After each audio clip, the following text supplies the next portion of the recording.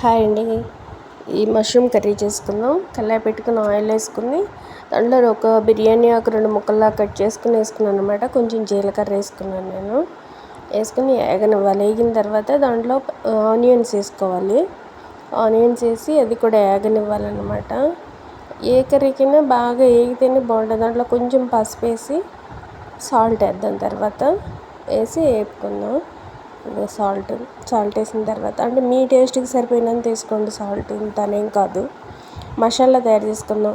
ఒక వెల్లుల్లిపాయ, ఒక టమాటా, 3 బాదం పప్పులు,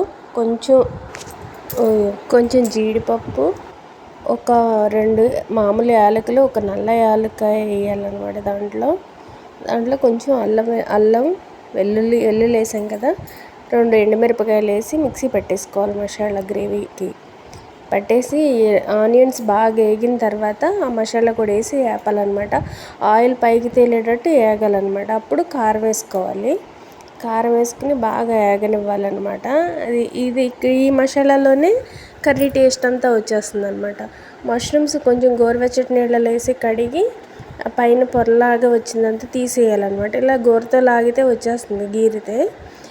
అది కూడా మగ్గిపోయిన తర్వాత కొంచెం వాటర్, మిక్సీ జార్ కడిగిన వాటర్ కొంచెం వేసి ఉడకనివ్వాలన్నమాట. ఎక్కువ అవసరంలా. ఇది దగ్గరగా ఉడికిపోయిన తర్వాత కొత్తిమీర వేసుకోవాలి.